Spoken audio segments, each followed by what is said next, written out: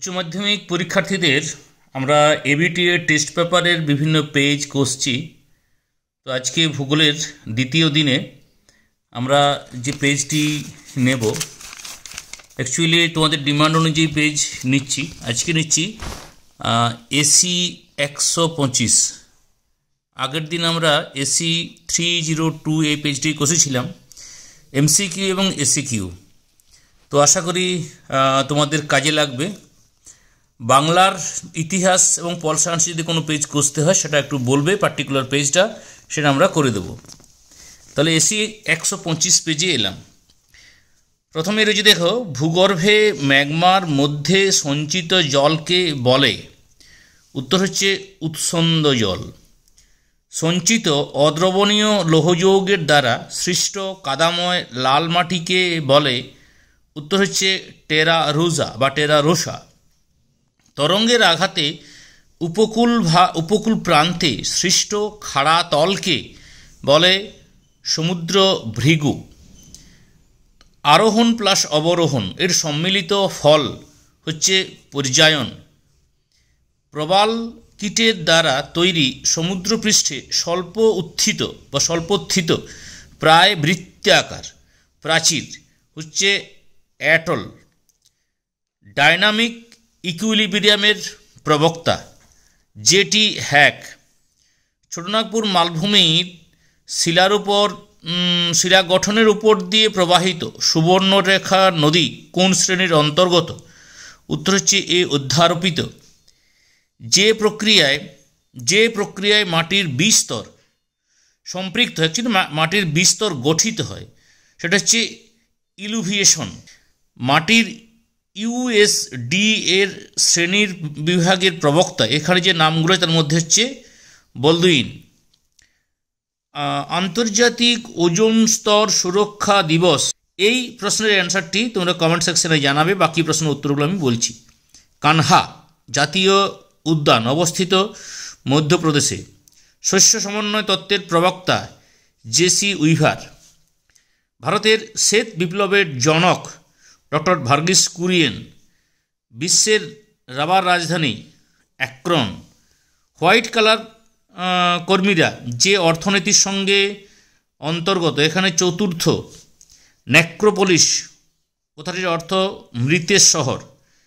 শিল্পস্থাপনের ন্যূনতম ব্যয়তত্ত্বের প্রতিষ্ঠাতা বা প্রবক্তা আলফ্রেড ওয়েবার। মিলেট জাতীয় শস্য যে কৃষি পদ্ধতির প্রধান ফসল তা হল শুষ্ক কৃষি। ভারতের একটি ধসপ্রবণ রাজ্য উত্তর হিমাচল প্রদেশ। ভারতের জীববৈচিত্র্যের একটি হটস্পট পশ্চিমঘাট পর্বতের বৃষ্টি অরণ্য অঞ্চল। পাদ সমতলীকরণ মতবাদটির প্রথমে ধারণা করেন এলসি কিং। এরপরে আমরা এই 14টি প্রশ্নের অ্যান্সার দেখব, অথবা সহ লিখিত আকারে। যাদের লেখা নেই তারা অবশ্যই এই প্রশ্নের উত্তরগুলো লিখে নেবে। তাহলে আমরা এবারে কম্পিউটার স্ক্রিনে দেখব একুইফার কি। প্রথম প্রশ্ন, এটা আগেও ছিল।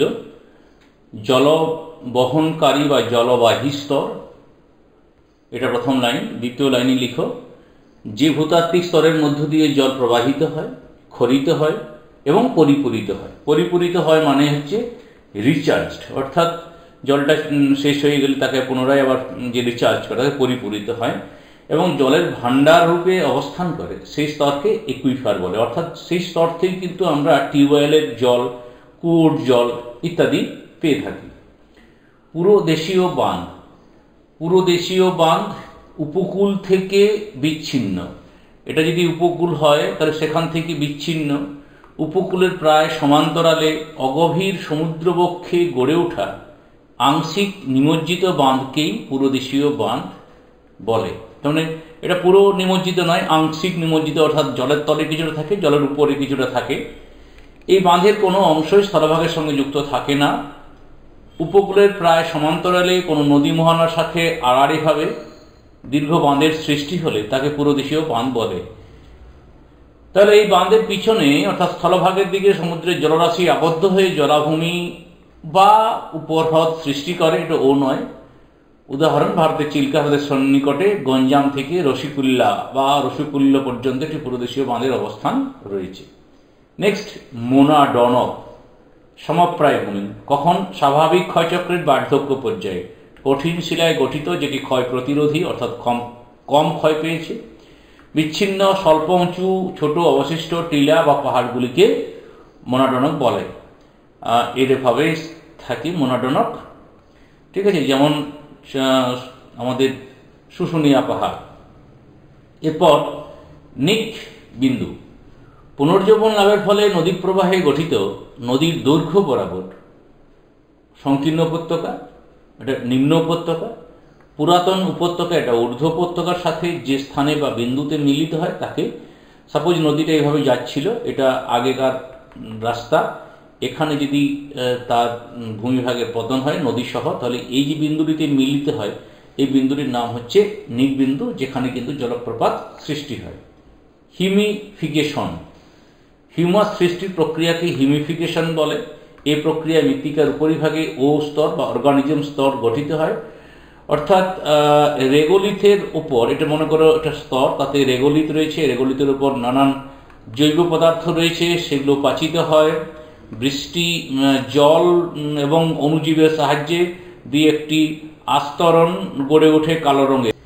শারীরবৃত্তীয় শুষ্ক মৃত্তিকা, আর্দ্র মৃত্তিকা জলে লবণের মাত্রা বেশি হলে উদ্ভিদ তা শোষণ করতে পারে না, একে শারীরবৃত্তীয় শুষ্ক মৃত্তিকা বলে। অর্থাৎ মৃত্তিকাটা রয়েছে কিন্তু জল থাকলেও গাছের জন্য সেই জলটি উপকারী নয়, তাই সেটা শুষ্ক মৃত্তিকা। লবণাক্ত মৃত্তিকা এর উদাহরণ। এরপর আমরা 4 o'clock রেন, কি না, নিরক্ষীয় জলবায়ু অঞ্চলের বছরের বেশিরভাগ দিন বিকেল 3টে থেকে 4টার মধ্যে ঝড় বজ্রবিদ্যুৎ সহ প্রবল পরিচলন বৃষ্টিপাত হয়। যেহেতু বিকেল বেলায় 4টের সময় বৃষ্টিপাত হয়, তাই ওই পরিচলন বৃষ্টিপাতটির নাম হচ্ছে 4 o'clock রেন। মনেক্স, মনসুন এক্সপেরিমেন্ট বা মৌসুমী গবেষণা, মৌসুমী জলবায়ু সংক্রান্ত গবেষণাকে মনেক্স বলে। নদী মঞ্চ, নদী ও ভূমিভাগের পুনর্জীবন লাভ ঘটলে নদী দ্রুত নিম্নক্ষয়ের মাধ্যমে পুরাতন নদী উপত্যকাকে কেটে নবীন নদী উপত্যকা তৈরি করতে থাকে। মনে করো এটা একটা হচ্ছে উপত্যকা, মনে করো পুরাতন নদী উপত্যকা। এরপর একটি এখানে পুনর্জীবন লাভ করে যে ফলে নদী কিন্তু একটা ভিতরে উপত্যকা তৈরি করবে, তাহলে এটা ভিতরের উপত্যকা, নদী এই ঢালে মনে করো প্রসারিত হচ্ছে, তাহলে এটা একটা কিন্তু মঞ্চ তৈরি হবে। এটাই হচ্ছে নদী মঞ্চ, অর্থাৎ পুরাতন নদী উপত্যকার ভিতরে নতুন যে নদী উপত্যকা সেটা অনেকটা গভীরে সৃষ্টি হয়েছে, অর্থাৎ গভীর দিয়ে প্রবাহিত হচ্ছে, ফলে পুরাতন উপত্যকাটা অনেকটা উঁচুতে থাকে, তো এটা হচ্ছে নদী মঞ্চ। এরপরে আমরা চলে আসি গামা বৈচিত্র্য, না, একটি বৃহৎ ভৌগোলিক অঞ্চলে ভিন্ন ভিন্ন বাস্তুতন্ত্রের বিভিন্ন সম্প্রদায়ভুক্ত জীব প্রজাতির সামগ্রিক বৈচিত্র্যকে গামা বৈচিত্র্য বলে, বা বিভিন্ন প্রাকৃতিক বাসভূমির মধ্যে প্রাপ্ত জৈব বৈচিত্র্যকে, জীব বৈচিত্র্যকে গামা বৈচিত্র্য বলে। আলফা প্লাস বিটা বৈচিত্র্য। উদাহরণ, সমগ্র সুন্দরবনের বিভিন্ন দ্বীপের জীবগোষ্ঠীর মধ্যে জীব বৈচিত্র্য, এটা হচ্ছে গামা বৈচিত্র্য, এটা বড় আর কি। বহিঃক্ষেত্রীয় সংরক্ষণ, এক্সিটু কনজারভেশন, ইনসিটু এক্সিটু আছে না, তো লুপ্তপ্রায় বা সংকটময় জীব বৈচিত্র্যকে বাঁচানোর তাগিদে জীব প্রজাতির স্বাভাবিক বাসস্থানের বাইরে অন্য কোনো অনুকূল পরিবেশে সংরক্ষণ করার পদ্ধতি। তার মানে জীবকে তুলে নিয়ে আসা হয় অন্য কোথাও, সাপোজ এটা আলিপুর চিড়িয়াখানা, এখানে বহিঃক্ষেত্র সংরক্ষণ হবে আর কি। নব্য অর্থনৈতিক ক্রিয়াকলাপের দুটি উদাহরণ, অনেকগুলো আছে, তার মধ্যে কম্পিউটার ও টেলিযোগাযোগ সংক্রান্ত যারা কাজ করে, রিয়েল এস্টেটের যারা কাজ করে, এদের। শস্য সমন্বয়, কোনো একটি কৃষি অঞ্চলের অন্তর্ভুক্ত মোট কর্ষিত জমিতে উৎপাদিত এক বা একাধিক শস্যের পারস্পরিক বন্টনগত গাণিতিক সম্পর্ককে শস্য সমন্বয় বা ক্রপ কম্বিনেশন বলে। অথবা যে প্রশ্নটি আছে, ভারতের দুটি চীনাবাদাম উৎপাদক রাজ্যের নাম, আমি তিনটে লিখে দিয়েছি, এই প্রথম স্থান অধিকার করে, নিশ্চয়ই জানো। আর তামিলনাড়ু হেক্টর প্রতি উৎপাদনে প্রথম স্থান অধিকার করে। ক্রিটিক্যাল আইসোটোপেন, ওয়েবারে শিল্পস্থানিকতা তত্ত্বে যে রেখা বরাবর শ্রমিকের মজুরি বাবদ ব্যয় লাঘবের পরিমাণ কাঁচামাল ও উৎপন্ন পণ্যের মোট ব্যয়ের সমান হয়, এটা লাঘব, এটা ব্যয়, তাকে ক্রিটিক্যাল আইসোটোপন বলে সেই লাইনটিকে বা সেই রেখাটিকে। এরপর কোন শিল্পকে উদীয়মান শিল্প বলে? উদাহরণ বললে এটা কেন উদীয়মান শিল্প না, যে শিল্পটি, শুনে রাখো এটাতে এখানে লেখা নেই সেভাবে, যে শিল্পটি আমাদের জীবনে ব্যাপকভাবে প্রভাব বিস্তার করছে বা আমাদের জীবনকে ভীষণভাবে প্রভাবিত করছে, যার ভবিষ্যৎ উজ্জ্বল, সেই শিল্পটি হচ্ছে উদীয়মান শিল্প। তাহলে পেট্রোকেমিক্যাল একা না, আমার হবে আইটি শিল্প, তারপরে রেডিমেড শিল্প, তারপরে খাদ্য প্রক্রিয়াকরণ শিল্প, এরা সবাই কিন্তু উদীয়মান শিল্প।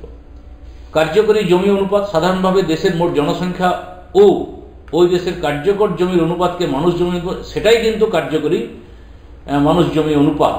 ঠিক আছে, জমি সম্পদ হিসাবে জমির কার্যকারিতা, মানুষ সাংস্কৃতিক গুণাবলী সম্পন্ন মানুষ, এটা কিন্তু গতিশীল প্রকৃতির। ঠিক আছে, মেগাসিটি কি না, মহানগর অপেক্ষা বৃহত্তর পৌরবসতিকে মেগাসিটি বা অতি মহানগর বলে। মহানগর অপেক্ষা তার মানে মেট্রো সিটি। ভারতের মেগাসিটির লোক সংখ্যা 50 লক্ষের বেশি। তাহলে উদাহরণ তুমি কি দেবে? কলকাতা, মুম্বাই, উদাহরণগুলো লিখবে। অর্থনৈতিক উন্নয়ন, শেষ প্রশ্ন, কোনো দেশ বা অঞ্চলের প্রতিটি মানুষের আর্থসামাজিক অবস্থার উন্নয়ন। অর্থনৈতিক উন্নয়নের প্রধান মাপকাঠি হল মোট জাতীয় উৎপাদন, মাথাপিছু আয়, মোট অভ্যন্তরীণ উৎপাদন ইত্যাদি। আজকে এই পর্যন্ত, সকলকে শুভেচ্ছা জানিয়ে এখানে শেষ করছি।